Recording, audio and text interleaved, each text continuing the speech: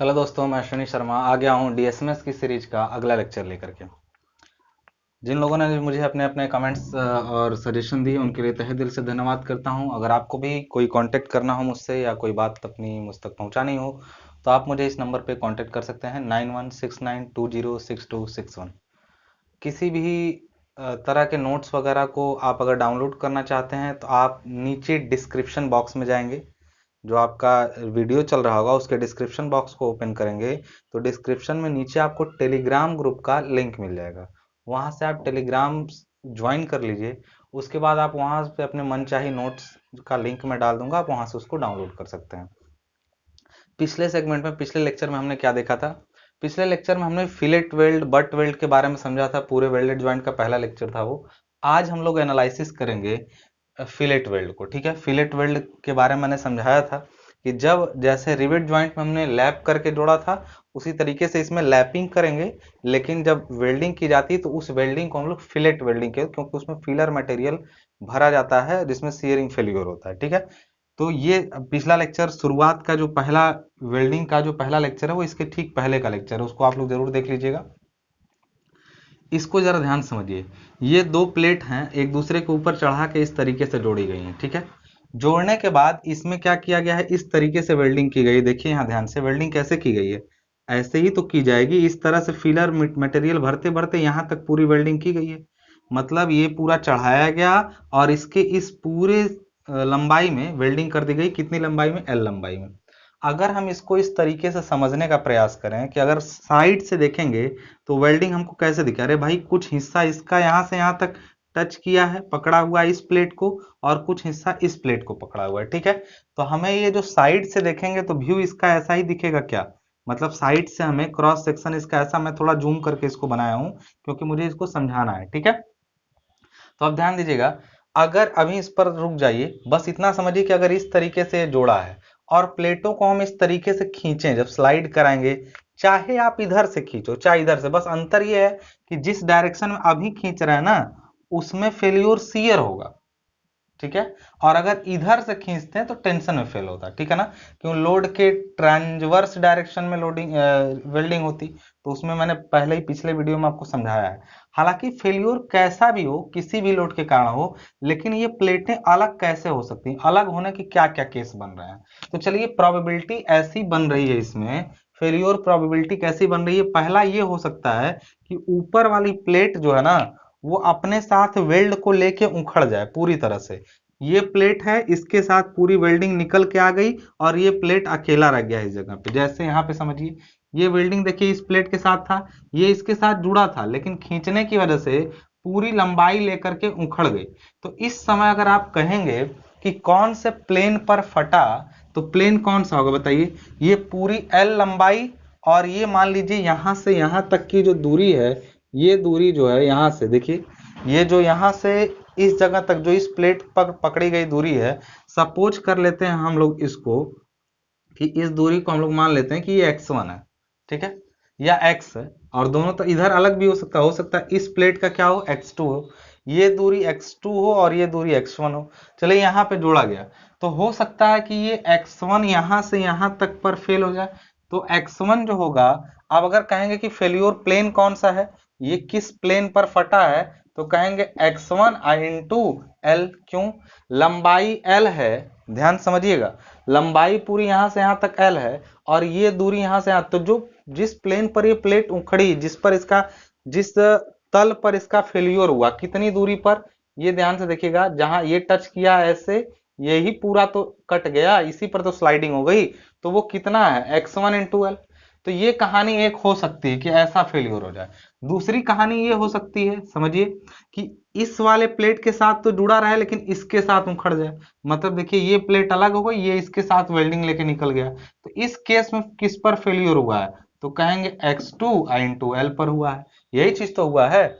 और तीसरा प्रोबेबिलिटी ये हो कि ये यहां से कटे, ये आधा हिस्सा देखिए ध्यान से, इससे यहां तक की दूरी से ये इसके साथ चला जाए और ये इसके साथ आ जाए। मतलब देखिए तीसरी वाली कहानी क्या बन रही है, तीसरा ये कहानी हो कि इस प्लेन पर फेलियर हो रहा है, ध्यान से देखिएगा, इस प्लेन पर। ठीक है ना, तो आपको क्या लग रहा है इसमें से तीनों में क्या, जब हम खींचेंगे या कोई लोड लगेगा तो ये किस तीनों में से किस कंडीशन पर फेल हो सकता है? तो देखिए यहाँ पे एक समझिए बात, अगर यहां से यहां और लंबाई लेना तो ज्यादा है, ज्यादा का मतलब किसकी तुलना में, जो प्लेन सबसे कमजोर होता है, अगर हम कहें कि ये एक रॉड है, ठीक है, ये एक रॉड है, ये एक रॉड है, इसको आप खींचेंगे तो बताइए कहां से टूटेगा? यहां से टूटेगा? बिल्कुल नहीं, ये हमेशा जहां से कम रहेगा वहीं से टूटेगा। तो आपको जब खींचते समय ये ध्यान देना है, या लोड लगते समय उन्हीं जगहों पे फेलियर होता है जहां थ्रोट होता है, जहां पतला हो जाता है, चाहे प्लेन हो और चाहे थिकनेस हो। तो हमने देखा कि ये x1 x2 दोनों से कम ये वाला प्लेन है, सबसे पतला या सबसे कम क्रॉस सेक्शनल एरिया वाला प्लेन ये है, यानी फेलियर होने का चांस सबसे ज्यादा यहाँ पे। क्यों? क्योंकि ये भी ज्यादा है और ये भी ज्यादा है। सबसे अच्छा तो यही रहेगा कि यहीं से फट जाए। क्यों? क्योंकि ये काफी कम निकलेगा। इसको भी यहां से अगर हम लोग समझेंगे तो देखिए, ये अगर यहां से यहां तक वेल्डिंग इसको पकड़ा है, इसको यहां से यहां तक, तो ये लंबाई सबसे कम है, यानी इस सेक्शन पर फेलियर होने का चांस सबसे ज्यादा होता है। और इस देखिए, जहां पे भी कोई चीज जहां पे नेकिंग होती है, नेकिंग हो या फिर कोई चीज जहां से फेल होने का चांस सबसे ज्यादा रहता है, या उसका एरिया या फिर उसका थिकनेस कम हो जाता है, उसको हम लोग उसका थ्रोट बोलते हैं। थ्रोट, थ्रोट का मतलब वो ऐसा पॉइंट होता है जहां से फेलियर का चांस सबसे ज्यादा होता है।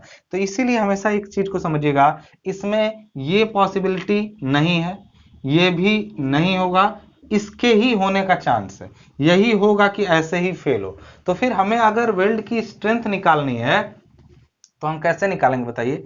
स्ट्रेंथ निकालने के लिए किसी भी चीज का जब स्ट्रेंथ हम लोग निकालते आ रहे हैं तो स्ट्रेंथ का मतलब क्या होता है? स्ट्रेंथ मतलब होता है थ्रोट लेंथ या थ्रोट थिकनेस, एक ही बात है। आप थ्रोट थिकनेस लिखिए, ज्यादा अच्छा रहेगा, क्योंकि वो मोटाई होती है, तो इसको आप थ्रोट थिकनेस करिए, ज्यादा अच्छा वर्ड रहेगा। थ्रोट थिकनेस, थ्रोट थिकनेस मतलब ये थिकनेस L लंबाई तक है ये भी, क्योंकि देखिए x1 इंटू एल किए थे क्योंकि एक प्लेन बन रहा था, x2 इंटू एल किए थे, तो इस तरह थ्रोट थिकनेस इंटू एल करेंगे तो एक प्लेन बनेगा। Throat thickness into weld length, तो ये क्या हुआ? एक अभी देखिए थिकनेस इंटू लेंथ, ये तो एरिया हुआ। स्ट्रेंथ कभी एरिया नहीं होता, एरिया इंटू क्या होता है? स्ट्रेस। स्ट्रेस कौन सा लेंगे हम लोग बताइए? शियर, शियर स्ट्रेंथ या स्ट्रेस, एक ही बात है यहाँ पे, क्योंकि शियर स्ट्रेंथ, ठीक है, strength he maximum developed stress is strength, ठीक है ना। तो अब यहाँ पे एक चीज समझिएगा, ये हमने स्ट्रेंथ का फार्मूला लिखा, तो अब कहेंगे सर स्ट्रेंथ में ठीक है, हम लोग वेल्ड लेंथ तो एल जानते हैं, दिया रहेगा क्वेश्चन में, आपको क्या दिया रहेगा कि एक इतनी लंबाई तक वेल्डिंग की गई है, और आप बताइए कि उसमें उसका ये वाला हिस्सा दे देगा या कोई एक दे देगा कहां तक किया गया है, उससे उसका स्ट्रेंथ आपको बताना रहेगा।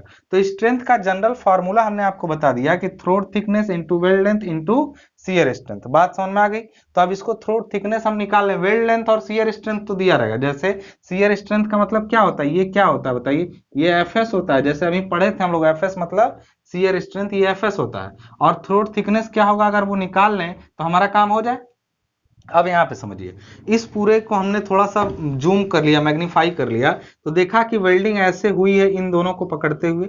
इसमें एक चीज ध्यान रखिएगा, जितना इधर टच कराया जाता है, मतलब वेल्डिंग को जितना इधर चढ़ाया जाता है और इधर चढ़ाया जाता है ना, उसको लेग लेंथ बोलते हैं। क्या बोलते हैं? लेग लेंथ बोलते हैं। तो देखिए, लेग लेंथ का मतलब होता है कि दोनों इक्वल लेग लेंथ हो सकती हैं, या हो सकता है कि लेग लेंथ इसका अलग हो और इसका अलग हो। यानी हमने क्या समझा?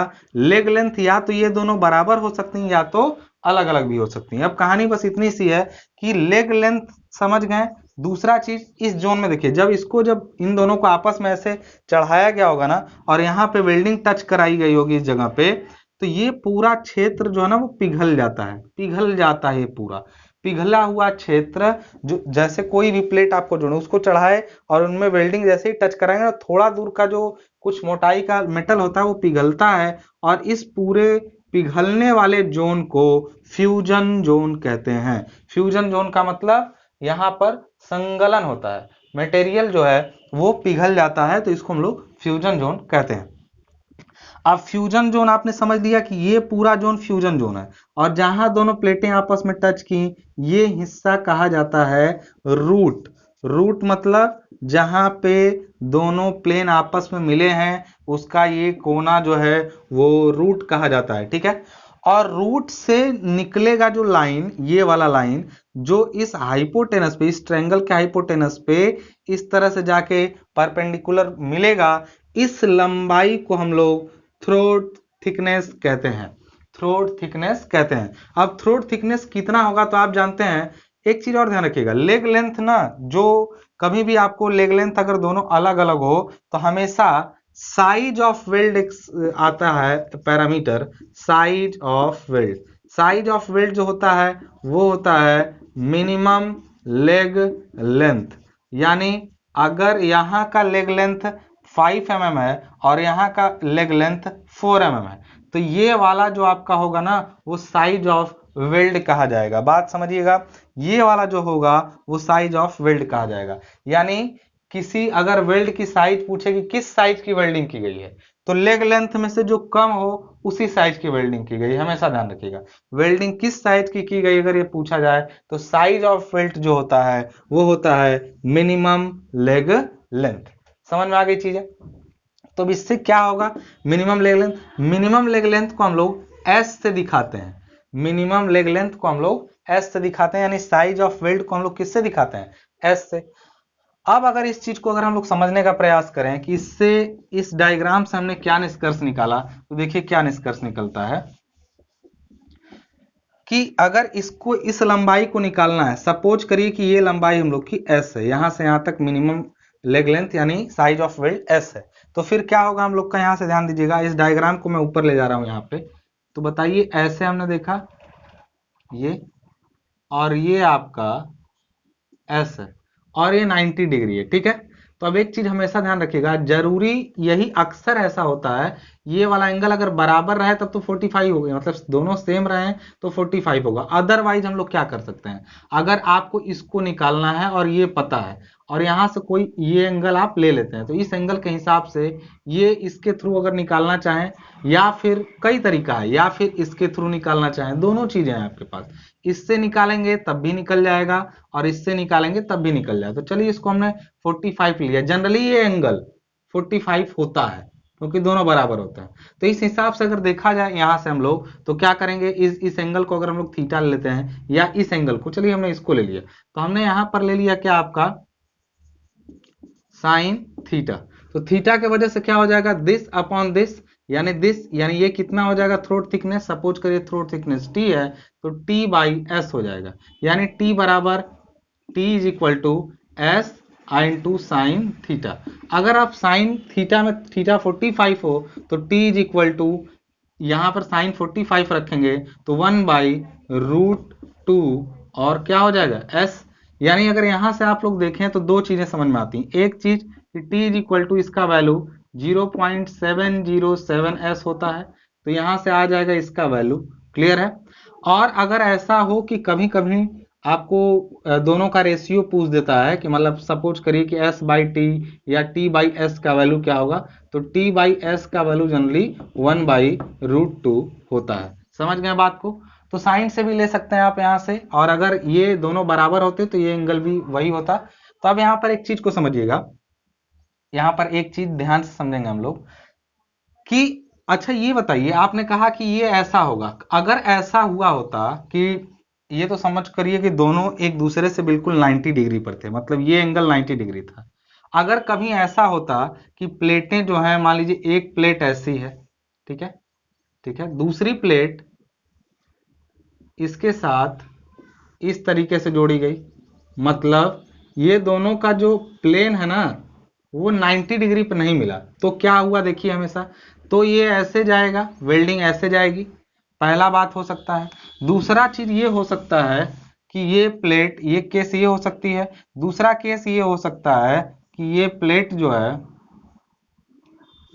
इस तरीके से मिले, यानी ये एंगल देखिए, एक एंगल जो बन रहा है वो एंगल थीटा यहाँ पे ज्यादा है किससे, 90 डिग्री से, और यहाँ पर जो थीटा है वो कम है किससे, 90 डिग्री से। दोनों केसेस में जरा मिला के देखिएगा ऐसे, तो अब इस केस में थ्रोट थिकनेस देखिए और इस केस में थ्रोट थिकनेस देखिए, तो थ्रोट थिकनेस की वैल्यू क्या है बताइए जरा, आप यहाँ पे कम है ना, थ्रोट थिकनेस की वैल्यू यहाँ पे कम है ना, तो यहाँ पर हमेशा ध्यान रखिएगा इस जगह पर, जैसे यहाँ पर t इज इक्वल टू आपने सीधे समथिंग इंटू एस लिख दिया ना, यानी s के में 0.707 से आपने मल्टीप्लाई किया तो t निकला। हमेशा ध्यान रखिए कि अगर इसको जनरल फार्मूले में लिखें तो t is equal to K S होता है। k का मतलब कोई कांस्टेंट और s उसका वेल्ड लेंथ है, यानी साइज ऑफ वेल्ड है, ठीक है ना, सॉरी वेल्ड लेंथ नहीं, साइज ऑफ वेल्ड है। तो यहाँ पर k जो है वो कहां से आया, तो k का वैल्यू डिपेंड किया है थीटा पर, कि वो थीटा कितने पर है, और थीटा जैसे जैसे चेंज होता है k की वैल्यू चेंज हो जाती है। बात समझ में आ गई। तो k और थीटा के बीच में वैल्यू, अगर ये हमेशा ध्यान रखिएगा, अगर ये 90 डिग्री है तो निश्चित रूप से k की वैल्यू 0.707 होगी, और अगर 90 से ज्यादा है या कम है, तो एक चीज जान लीजिए कि जनरल केस में अगर थीटा की वैल्यू 60 डिग्री से लेकर 90 डिग्री है तो आपको घबराने की जरूरत नहीं है, आप यही वैल्यू ले लीजिएगा 0.707। 90 से ऊपर है तो वैल्यू उसकी धीरे धीरे कुछ कम होने लगती है, ठीक है, कुछ कम का मतलब उसका थ्रोट थिकनेस क्या होने लगता है, घटने लगता है। लेकिन 120 से ऊपर 120 तक का है, 120 से ऊपर का एंगल पर वेल्डिंग नहीं की जाती है, क्योंकि वेल्डिंग की मजबूती बहुत कम हो जाती है, ठीक है। तो हमेशा ध्यान रखिएगा कि आपको, अब मैं इतना सब बताने के बाद सिंपल सी बात आपको बताना चाहूंगा कि डिप्लोमा के एग्जाम में जानना तो है कि ये अलग अलग एंगल पे हो सकते हैं, ऐसे हैं, लेकिन आपके एग्जाम में कहानी बस केवल इतनी ही रहेगी। कितनी रहेगी, केवल इतनी, मतलब T इज इक्वल टू, आपको याद रखना है, throat thickness is equal to 0.707 into S होगा। उसमें भी अगर केवल 0.7 लेंगे तब भी कोई दिक्कत नहीं है। बात समझ में आ गई। तो आपको थ्रोट थिकनेस निकालने के लिए केवल 0.7s ले लेना है या 0.707s ले लेना है, उसके अलावा किसी और एंगल पे ध्यान नहीं देना है। लेकिन जानते रहना है कि भाई एंगल अगर चेंज होगा तो यहाँ थ्रोट थिकनेस का कांस्टेंट भी क्या हो जाएगा, चेंज हो जाएगा। आई होप चीजें समझ में आ रही हैं। तब अब अगर हम स्ट्रेंथ का फॉर्मूला यहां से लिखें तो हमने अभी थोड़ी देर पहले क्या लिखा था कि स्ट्रेंथ इज इक्वल टू क्या हो जाएगा, स्ट्रेंथ इज इक्वल टू क्या हो जाएगा, तो हमने लिखा था कि क्या, देखिए एरिया इनटू स्ट्रेंथ, तो एरिया था throat thickness, throat thickness into length into FS यानी स्ट्रेंथ। तो थ्रोट थिकनेस यानी हो जाएगा k into S I into L I into क्या हो जाएगा एफ एस। ये स्ट्रेंथ का फॉर्मूला होता है किसके, फिलेट वेल्ड के। P S is equal to हमने लिख दिया K S into L into F S. बात समझ में आ गई, थ्रोट थिकनेस का फॉर्मूला क्या हुआ आपका, और उसके साथ साथ स्ट्रेंथ का फॉर्मूला क्या हुआ। तो फिलेट वेल्ड में स्ट्रेंथ निकालने के लिए सबसे इजीएस्ट तरीका आपका यही है, और यही तरीका है ये, इसमें कुछ खास नहीं है। अब इसके साथ साथ एक चीज और समझ लीजिए, जैसे कुछ चीजें अभी तो हम इसका डिजाइन पढ़ाएंगे तो बताएंगे डिटेल में आपको क्या है, लेकिन अगर इसी से जुड़ा हुआ कुछ चीज और समझ लें कि देखिए जब आप यहां से वेल्डिंग शुरू करते हैं और यहां तक पूरी करते हैं ना, तो आपका देखिए कितने लंबाई में वेल्डिंग हुआ है, जितना लंबा, जैसे कोई चीजें आपस में चढ़ी हुई हैं, दो प्लेटें आपस में, थोड़ा सा वेल्डिंग करके छोड़ दीजिए तो टूट जाएंगी। जितनी लंबाई में वेल्डिंग करेंगे एल जितना ज्यादा रहेगा उसकी स्ट्रेंथ उतनी ही क्या होगी, ज्यादा होगी। लेकिन जब आप वेल्डिंग करना शुरू करते हैं तो शुरुआत में वेल्डिंग उतनी अच्छी नहीं होती है, और किनारे तक भी जाते जाते थोड़ा सा उसमें मजबूती कम, तो किनारे किनारे से कुछ हिस्सा वेल्डिंग का हम लोग छोड़ देते हैं, ठीक है। तो छोड़ने के बाद जो बचता है उसको हम लोग इफेक्टिव लेंथ ऑफ वेल्ड बोलते हैं। यानी अगर हम लोग किनारे से कितना कितना छोड़ दें, किनारे से कितना कितना छोड़ दें, तो साइज ऑफ वेल्ड के बराबर दोनों तरफ छोड़ देते हैं। यानी लंबाई जो होती है वेल्ड की, एक्चुअल लेंथ बहुत ज्यादा होती है, एक्चुअल लेंथ में से दोनों किनारों पर थोड़ा थोड़ा वेल्ड को इग्नोर करते हैं, वो स्ट्रेंथफुल नहीं होता है, और उसको हटा करके तभी उसकी स्ट्रेंथ बताते हैं। तो एक चीज हमेशा ध्यान रखिएगा कि यहां पर जो इफेक्टिव लेंथ होती है which is effectively hold the plates, यानी जो इफेक्टिव लेंथ है, इफेक्टिव लेंथ ऑफ वेल्ड होता है वो होता है एक्चुअल लेंथ, एक्चुअल लेंथ, और माइनस कर देते हैं इसमें से 2 इंटू साइज ऑफ वेल्ड। ये हमेशा ध्यान रखिएगा कि इसमें effective length of weld is equal to होता है actual length minus 2 into size of weld. I hope चीजें क्लियर है। अगर आपको क्वेश्चन में दिया जाए कि इतनी लंबाई तक वेल्डिंग की गई है तो आप उसको इफेक्टिव लेंथ ही समझिएगा। इफेक्टिव लेंथ क्योंकि जब नहीं दिया रहेगा कि इफेक्टिव है या एक्चुअल है तो आप उसको वही मानेंगे। जब बोला रहेगा कि एक्चुअल इतना लेंथ है तो फिर उसकी स्ट्रेंथ अगर बतानी रहे तो एक्चुअल लेंथ ना लेके कौन सा लेंथ लेना है हमेशा, इफेक्टिव, क्योंकि पूरा लेंथ मजबूती नहीं देता है, कुछ हिस्सा किनारे किनारे का उतनी मजबूती नहीं देता है, इसलिए हमेशा ध्यान देंगे कि किनारे से छोड़ना है। लेकिन नहीं बोला रहेगा इसका मतलब वो प्रभावी की बात कर रहा है, इस चीज का आपको विशेष ध्यान रखना है। ठीक है, दूसरा चीज हमने एक चीज समझा, और अगर एक चीज और है, अगर आप बनाएंगे अपने से वेल्डिंग करेंगे तो आप प्रभावी लंबाई, सपोज आपने निकाला कि हमें इतनी लंबाई की जरूरत है, इतनी लंबाई कर दिए, ठीक है, तो फिर आप उसमें एक्स्ट्रा 2s जोड़ देंगे ताकि एक्चुअली किया जाएगा। जैसे आपने पूरा लंबाई निकाला वेल्ड का इतना आया तो उस उतना मत करवाइएगा, उससे थोड़ा ज्यादा करवाइएगा ताकि एक्चुअल लेंथ जो है आपका वो ज्यादा हो जाए और जो इफेक्टिव लेंथ है वो जितना चाहिए उतना बना रहे। ठीक है, दूसरा इसी के साथ एक चीज समझ लीजिएगा कि एक चीज होती है per unit length, per unit length strength. यानी अगर कोई पूछे आपसे कि वेल्ड के, यानी ये जो फिलेट वेल्ड है उसके प्रति यूनिट लंबाई का स्ट्रेंथ कितना है, तो आप यहां पर कहेंगे कि पर यूनिट लेंथ मतलब 1 मिलीमीटर अगर वेल्डिंग की जाए तो वो कितना स्ट्रेंथ देगा। तो आप कहेंगे चलिए एल बराबर यहाँ पे 1 mm कर दीजिए, 1 mm कर दीजिए, तो P S is equal to क्या हो जाएगा, K S into F S, K S into F S हो जाएगा। क्यों, क्योंकि एल इज इक्वल टू 1 हो गया। तो पर यूनिट लेंथ स्ट्रेंथ जो होती है वो के एस इंटू एफ एस होती है। यहां पर क्यों मैंने इसको बताया, जैसे मान लीजिए अगर आपसे कोई पूछा कि हमारा कोई 2 प्लेट है उसको जोड़ा गया है, उस पर लोड जो है वो 400 किलो न्यूटन का आ रहा है। कितना आ रहा है, 400 किलो न्यूटन का। तो आपसे बोलेगा कितना लंबाई तक वेल्डिंग किया जाए, तो आप कहेंगे अच्छा 1 मिलीमीटर ना 400 न्यूटन ले सकता है, 1 मिलीमीटर लंबाई 400 न्यूटन ले सकता है। तो अब आपके ऊपर 400 किलो न्यूटन आ रहा है, तो 400 किलो न्यूटन और 1 मिलीमीटर कितना झेल सकता है उसे डिवाइड करेंगे तो टोटल कितना मिलीमीटर करना होगा वो पता चल जाएगा। ये जो मैं अभी बता रहा हूं उसको न्यूमेरिकल भी करवाऊंगा, बस इतना जानते रहिए कि इसकी जरूरत पड़ेगी आपको, किसकी, पर यूनिट लेंथ स्ट्रेंथ। यानी किसी चीज का, जैसे मान लीजिए इकाई का क्षमता मालूम हो, एक आदमी 10 किलो उठा सकता है, अगर 100 किलो आ रहा है तो कितने आदमी चाहिए, 10 आदमी। कैसे किया आपने, total load divided by strength of per unit man और वर्कर। पूरा लोड 100 किलो, एक आदमी उठा सकता है 10 किलो, तो 10 लोग चाहिए। तो इसी तरह पूरा लोड आ रहा है 400 किलो न्यूटन, 1 मिलीमीटर झेल सकता है कितना, 400 न्यूटन, तो आपने डिवाइड कर दिया तो कितना मिलीमीटर करना पड़ेगा वेल्डिंग वो पता चल जाएगा। तो पर यूनिट लेंथ स्ट्रेंथ जो होती है वो ये होती है P S is equal to K S into F S. ये चीज समझ में आ गई आपको।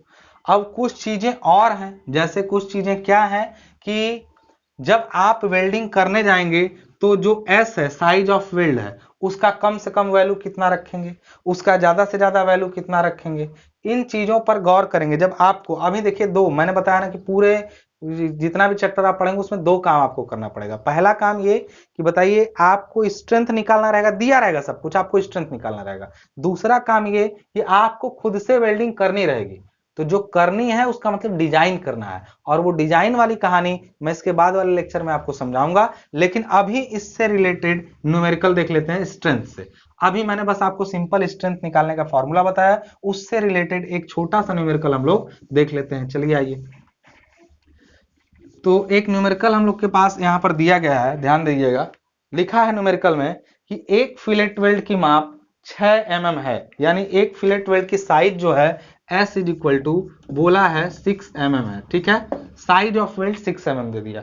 दूसरा बोला है, उस क्वेश्चन में आगे बोला है यदि वेल्ड की प्रभावी लंबाई 60 mm हो, यानी L इफेक्टिव सीधे सीधे दे दिया, प्रभावी लंबाई 60 mm हो। आपकी डिप्लोमा की बुक सही मैं न्यूमेरिकल लगा रहा हूं, जिसके पास बुक होगी वो उसमें मिला सकता है। ठीक है, 60 mm हो तो वेल्ड की सामर्थ्य ज्ञात कीजिए और अपरूपण प्रतिबल यानी शियर स्ट्रेंथ जो दिया है 110 न्यूटन पर स्क्वायर एमएम दिया है। ठीक है, एल इफेक्टिव दे दिया है, स्ट्रेंथ निकालना है, एफएस की वैल्यू दे दिया है वो 110 न्यूटन पर स्क्वायर एमएम दिया है। तो बताइए स्ट्रेंथ क्या हो जाएगी, स्ट्रेंथ ऑफ वेल्ड। ठीक है ना, यहाँ पर कितनी अच्छी बात है कि सीधे सीधे आपको प्रभावी लंबाई दिया है, उसी की जरूरत भी होती है।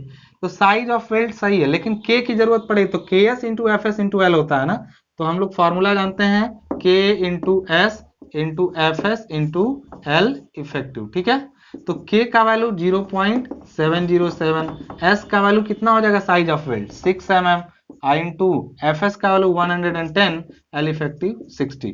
सबका मल्टीप्लाई कर दीजिए, आंसर आपका आ जाएगा। देखते हैं कितना आ रहा है, 0.707 इंटू हमने कर दिया 6 इंटू कर दिया 110 इंटू कर दिया 60, आंसर आ गया 2727997.2 न्यूटन, या इसे वो कर सकते हैं 27 पॉइंट, अब 997 है तो